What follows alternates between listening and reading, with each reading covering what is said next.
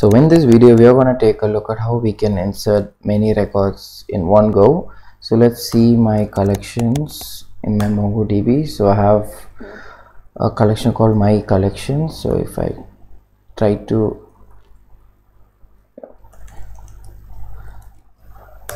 have already 2 records.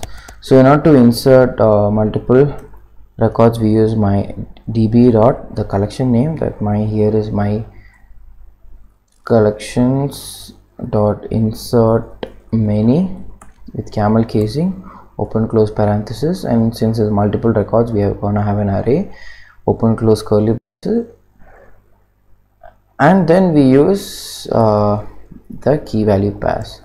So here Joseph, and then I'll have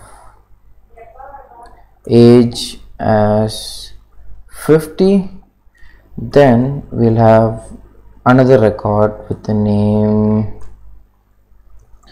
Alex and the age as 55.